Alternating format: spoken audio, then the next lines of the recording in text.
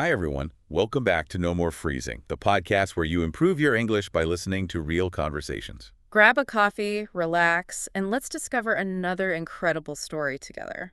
Today, we're talking about someone almost everyone recognizes, but very few people know what her life was like before she became famous. Audrey Hepburn's story is far more incredible than most people imagine. Yeah, when you think of her today, the first image that usually pops into your head is probably from the movie Breakfast at Tiffany's, right? Oh, absolutely. You picture this elegant woman. She's in that beautiful long black dress. She's got the pearl necklace. Her hair is up, and she's holding that long cigarette holder. Right, exactly. She just looks completely polished, like totally untouched by the real world. It's just pure glamour. It really is.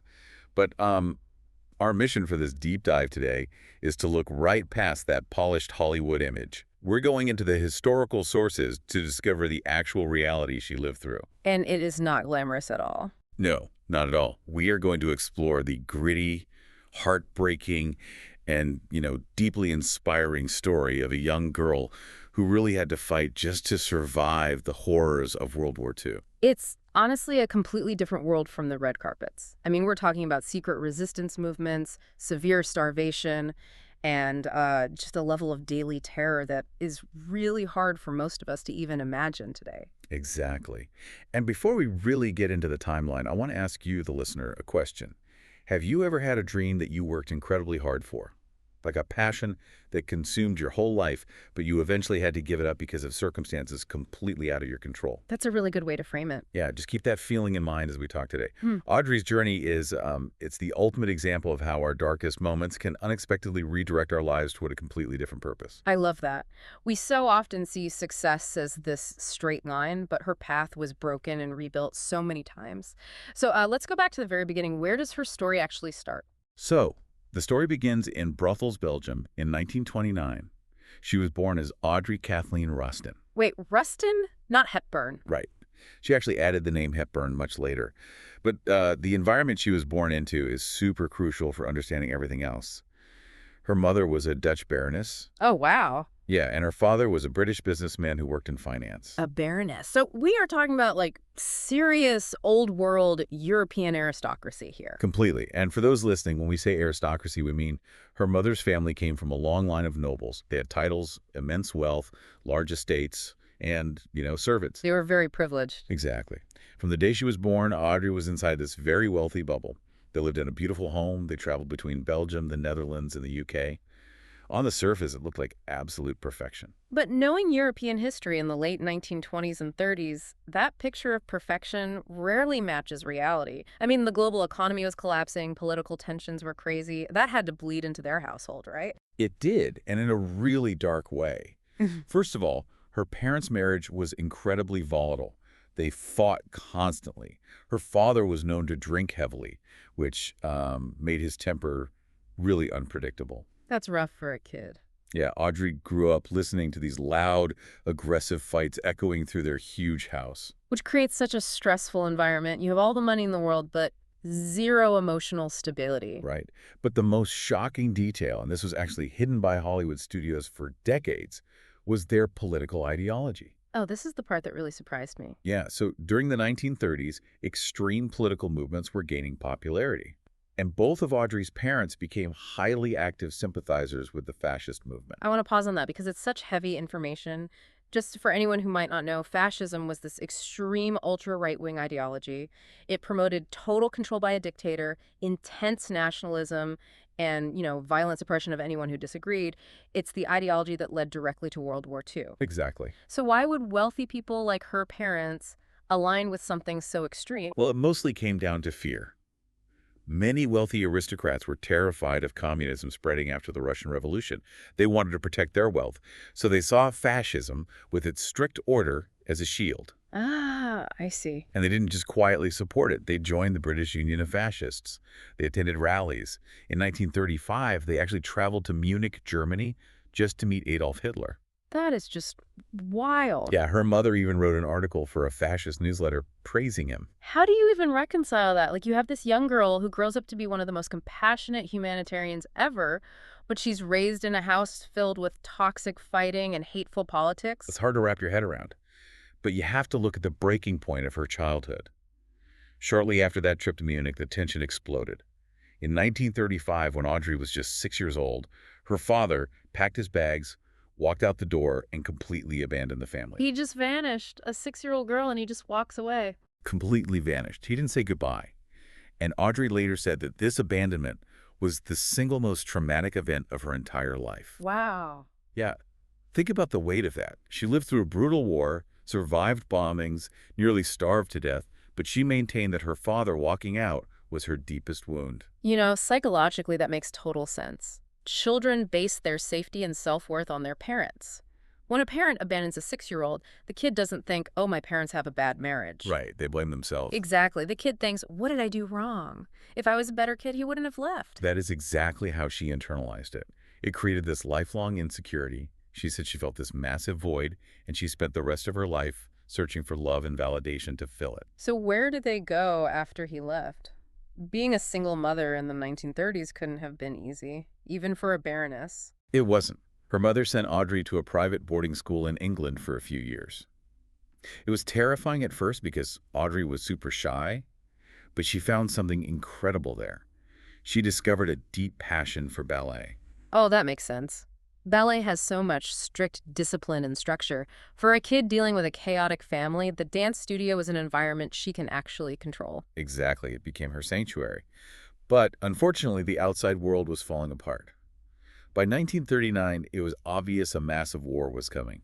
So her mother, hoping to keep the family safe, pulled Audrey out of school in England. Where did they go? She packed up Audrey and her 2 half-brothers, and they relocated to her family's massive estate in Arnhem, which is a city in the Netherlands. We really need to look at the logic there. Why choose the Netherlands as a safe haven when Germany is right next door? It was based on history. During World War I, the Netherlands had maintained a policy of strict neutrality. Right. And neutrality just means a country officially declares they won't take a side. They won't join military alliances or let foreign troops cross their borders. They're basically saying, hey, we're sitting this out, leave us alone. Precisely. And since that worked in World War I, Audrey's mother and millions of others believed the country would stay neutral again. She thought hiding in this huge rural mansion would keep them perfectly safe. The tragic irony there is staggering. They left the UK thinking they were escaping the war, but they actually walked right into a trap. They really did. Because on May 10th, 1940, when Audrey was just 11, the Nazis invaded the Netherlands without warning. The Dutch army fought back, but they were vastly outnumbered. Within days, the country surrendered. So that quiet life in Arnhem was just shattered. How did the invasion affect Audrey's family specifically? Did the soldiers care that she was an aristocrat? Not at all. The occupying forces didn't care about Dutch titles. Almost immediately, the family's immense wealth was confiscated. And confiscated here means armed soldiers physically showed up and just took their bank accounts, their land, and their home, right? Yeah, they were evicted from their own estate. The beautiful mansion was taken over, and they had to move into a tiny, cramped villa nearby. Overnight, Audrey went from a pampered, noble child to basically living as a refugee. And the danger was even higher for Audrey, right? Because she had a British passport and spoke fluent English. It was a massive liability. Being British meant you were the enemy. Just having a British name or being heard speaking English could get you arrested or worse. Her mother realized this and completely erased Audrey's identity. That is terrifying. It was. Audrey Kathleen Rustin had to adopt a fake name. Her mother forged papers and started calling her Detta van Hemstra. Imagine the psychological pressure on an 11-year-old. You can't use your real name, you can't speak your language, you're constantly pretending. One slip of the tongue and your family is taken away. She had to be perfect. But, the most incredible part is that Audrey didn't just hide. As she became a teenager, she actively fought back. This is where the whole fragile fashion icon image just shatters. She actually joined the Dutch resistance. She did. By the time she was 14, Audrey was secretly volunteering with Dr. Hendrik Wissert Kuft. He was a respected doctor, but secretly a key leader in the underground resistance in Arnhem. And the resistance was incredibly dangerous. These were everyday citizens, like teachers and doctors, gathering intelligence, hiding Jewish citizens, and running secret communications. If you got caught, there was no trial, you were executed. Exactly, and Audrey stepped right into that. Because she looked so young and innocent, she was incredibly useful. Plus, the very thing that made her dangerous, her fluent English, became a huge asset. Wait, how did they use her English skills? Well, the skies over the Netherlands were a major flight path for Allied bombers. A lot of planes were shot down. When a British or American pilot survived and parachuted in, they were immediately hunted by German patrols. So the resistance had to find them first. Right. And Audrey was given the job of acting as a messenger. She would ride her bicycle out to the forest or a barn where a pilot was hiding. Because she spoke English, she could communicate with them, calm them down, and give them escape instructions. That is mind-boggling. A teenage girl riding a bike through a militarized zone, looking for soldiers, knowing she could be shot at any moment. And that wasn't her only job. The occupying forces controlled all the news, so the resistance printed clandestine newspapers in secret basements. One famous one was the Orange Krant. But how do you distribute illegal newspapers with soldiers everywhere? You use couriers who don't look suspicious, like a polite teenage girl. Er. Audrey would take these illegal papers, fold them up super tight, and stuff them deep inside her oversized wool socks. Oh. Yeah, and then she would put on traditional Dutch wooden clogs over the socks to hide the bulk. Wooden shoes. That's such a specific cinematic detail. But it makes sense. The wood is rigid. It won't change shape even if it's crammed with paper. Right, so she'd pedal her bike right past German checkpoints and armed trolls delivering the news. It takes so much psychological control to do that. Just keeping a relaxed face while carrying evidence that could get you killed. It requires amazing acting skills. And there's one famous story that really proves how sharp her instincts were. One day she was out on her bike, papers hidden in her shoes, and she suddenly rode right into a random security checkpoint. Oh no, that's the nightmare scenario. You can't turn around, they'll shoot you. If you go forward, they search you. What did she do? She didn't panic. Earlier, she had picked some wildflowers on the side of the road. As she approached the heavily armed soldiers, she just leaned into this persona of a sweet, innocent little girl. She walked right up to them, flashed this brilliant smile, and offered them the flowers as a gift. Are you kidding? She weaponized her innocence. She totally did, and it worked. The soldiers were so charmed by this sweet kid offering them flowers that they completely dropped their guard. They just checked her fake ID and waved her through without ever searching her shoes. That is incredible. People talk about her winning an Oscar later, but that moment right there was the most important acting performance of her life. Absolutely. If she fails that, she dies. And while all this was happening, she was still desperately trying to hold on to her passion. She kept practicing ballet at the local conservatory. Practicing ballet during a military occupation feels so defiant. Did the resistance use her dancing too? Yes, they did. The resistance desperately needed money to buy black market food for the Jewish families they were hiding. So Audrey and some others started hosting secret, illegal performances to raise funds. They called them Black Evenings. Black evenings? That sounds very mysterious. How did that work? They were called that because of the strict blackout laws. No light was allowed to shine from any house at night. To hold a gathering, every single window had to be covered with thick black paper or blankets. If a sliver of light escaped, the house would be raided. Right, because large gatherings of civilians were totally forbidden. Exactly. So people would silently sneak into a basement. Audrey would put on a makeshift costume and perform these intricate ballet routines. And the admission price was whatever valuables people had left, like a piece of jewelry or a little cash, which all went to the resistance. I'm trying to picture this. A packed, sealed basement in the dark. But if it's a dance performance, what about the music? What about applause? That is the most haunting detail. The audiences were told strictly, no noise, no loud music, maybe just a muffled piano. And at the end, no matter how moved they were, absolutely no clapping was allowed. A whole room of people watching art and expressing gratitude in total silence. Audrey later said, "The best audiences I ever had made not a single sound at the end of my performance." That gives you such a profound look into human resilience. Even terrified and oppressed, people still needed art. They needed beauty. And she provided that while funding their freedom. But the physical reality of the war was about to catch up with them in a catastrophic way. By autumn of 1944, the Dutch government called for a national railway strike to stop Nazi transports. That's a brave tactic, but retaliation for things like that was usually merciless. It was. In response, the occupying forces placed a total embargo on all food transports into the Western Netherlands. They cut off the supply chain completely. This triggered the hunger winter of 1944 to 1945. It was a freezing winter, and millions of civilians were suddenly left with zero food. And we really need to clarify what zero food means. We aren't talking about rationing. Grocery stores were empty. There was nothing to buy. Nothing. The daily calorie intake dropped to around 400 calories a person. People were dying in the streets. Desperation set in. Audrey and her family had to resort to eating whatever they could scavenge. They went out and gathered nettles, which are these tough, stinging weeds, and boiled them into a watery soup. Weed soup gives you basically zero nutritional value. It might fill your stomach, but it won't keep you alive. Right. And when the weeds weren't enough, they resorted to eating tulip bulbs. The warehouses were full of unplanted tulip bulbs. So wait, how do you even eat a tulip bulb? Aren't they toxic? They can be highly toxic if you eat them raw. Mm-hmm. The government actually issued instructions on how to prepare them safely. You had to peel them, cut out the toxic yellow core, grate the root into a mush, and boil it to make this bitter paste. Oh, that sounds awful. Audrey said it tasted incredibly bitter and metallic, but when you were starving, you eat whatever's there. Think about the biological toll that takes on a teenager, especially one trying to maintain the physical conditioning of a ballet dancer. She's trying to do jumps while her body is running on boiled weeds. Her body literally began to shut down. The starvation took a devastating toll. She developed acute anemia, which is a severe lack of red blood cells causing extreme fatigue.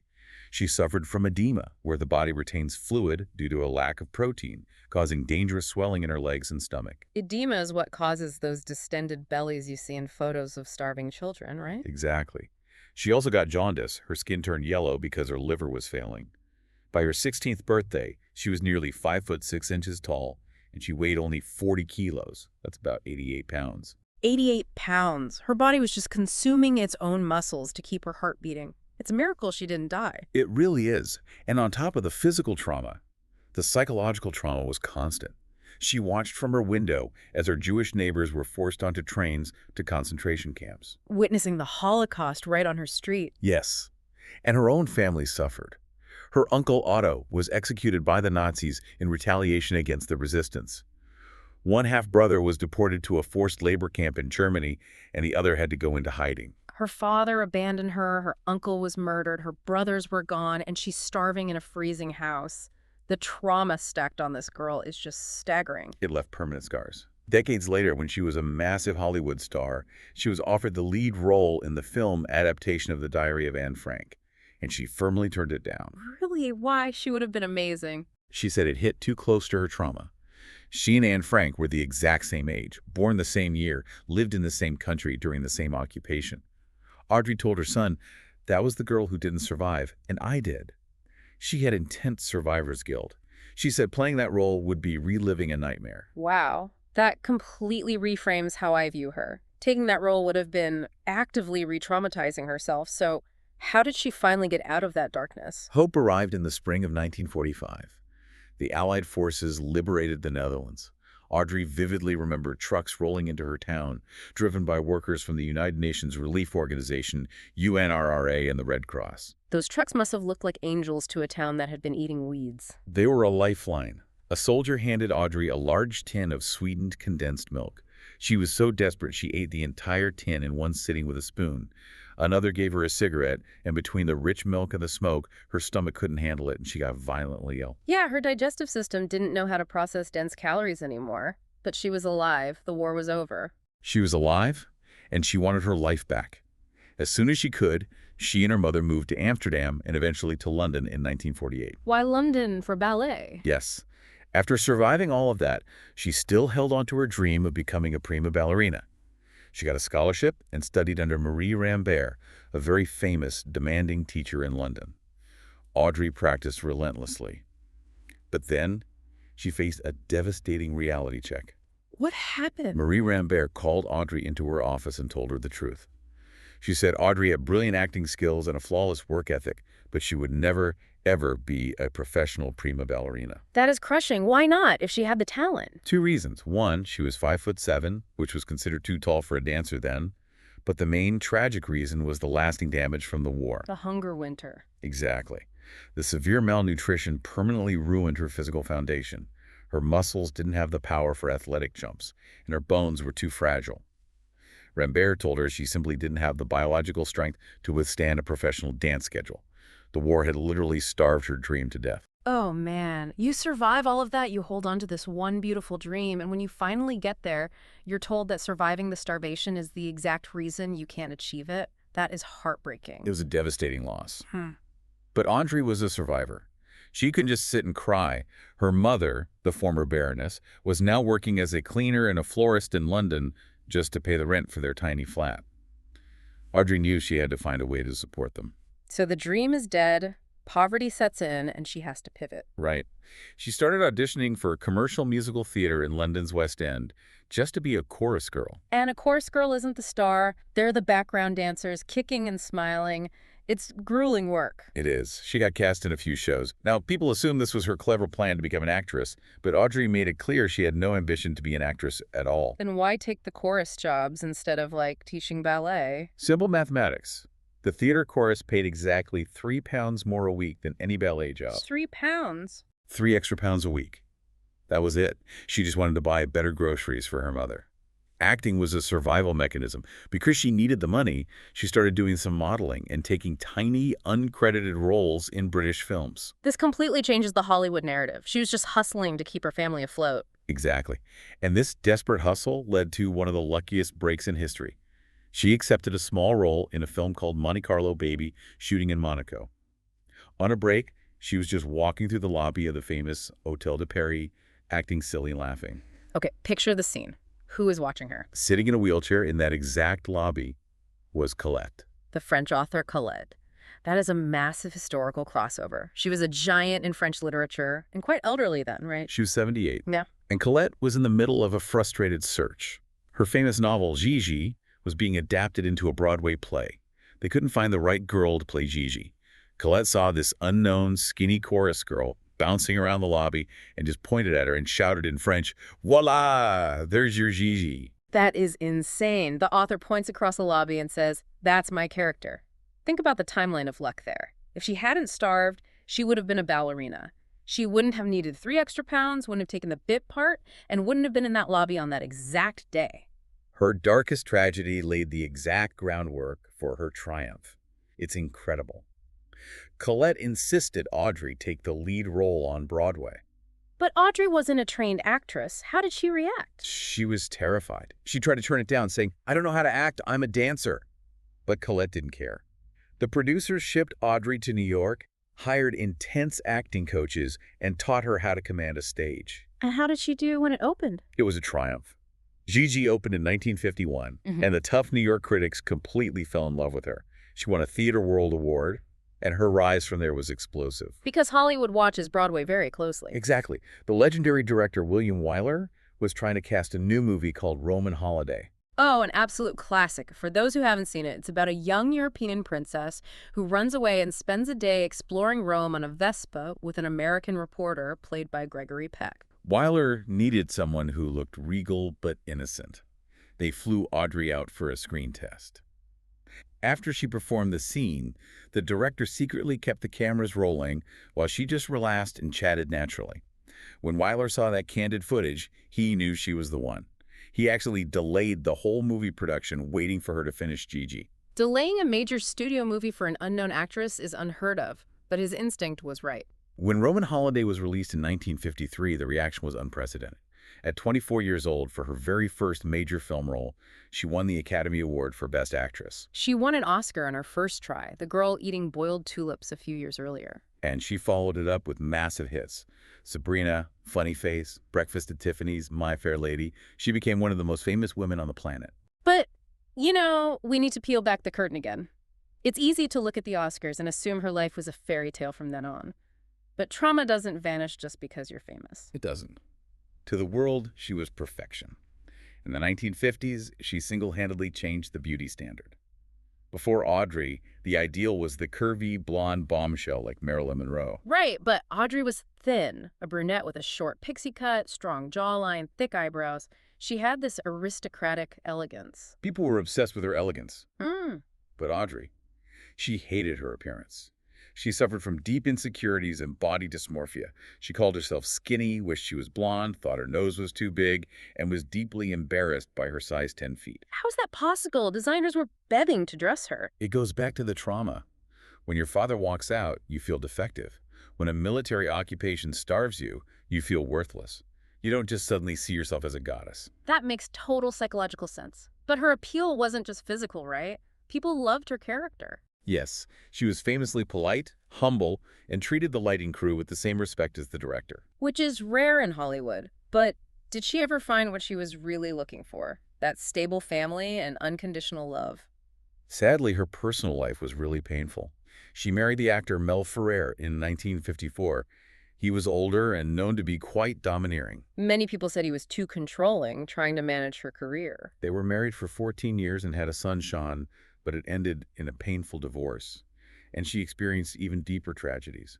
Audrey desperately wanted a house full of children, but she suffered multiple miscarriages, plunging her into dark depressions. That is heartbreaking. Did she marry again? Yes, in 1969 to an Italian psychiatrist named Andrea Dotti. They had a son, Luca, which brought her joy, but she later discovered he was having very public affairs.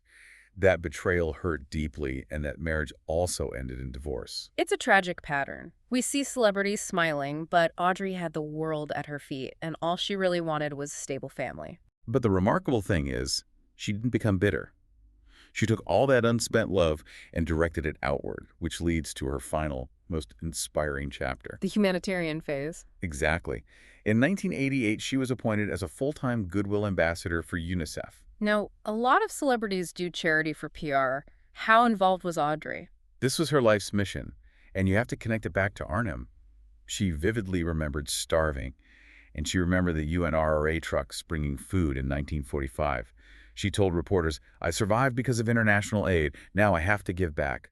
She was looking at those children with total empathy, thinking, I was you. Yes, she insisted on going to the front lines. She went to Somalia, Ethiopia, Vietnam. She walked into a makeshift orphanage in Ethiopia with 500 starving children, sat in the dirt, and held them in her arms. Leaving a comfortable life in Switzerland to stand in active conflict zones. And she used her fame brilliantly.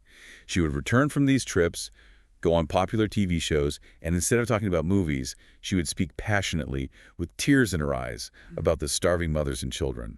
She testified before Congress and raised tens of millions of dollars. The poetic justice is just unbelievable. The girl who nearly starved to death spends her final years feeding starving children. And her compassion was so pure, she refused to use the term third world.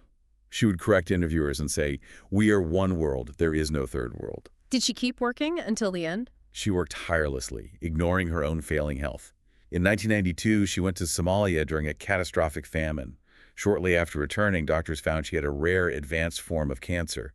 She passed away in January 1993 at 63 years old. What an extraordinary complex life. She took the horrific experiences of her youth and transmuted them into fierce compassion for others. She turned her pain into purpose. And before we wrap up, there's one final fascinating irony I want you, the listener, to mull over. What's the final takeaway? Think about the central tragedy of her youth. The malnutrition from the hunger winter destroyed her dream of ballet. It left her body incredibly thin and fragile. But that exact physical trait, the biological result of her starvation, was the precise aesthetic that Hollywood became obsessed with. That is such a wild paradigm shift. Her physical damage became her signature asset. Her suffering accidentally created the Hepburn look. She conquered the world using the very scars of her survival. Whose life before fame should we explore next? Leave your suggestions and your thoughts in the comments. We'd love to hear from you. Thanks for spending some time with us. Keep listening. Keep speaking. And remember, no more freezing.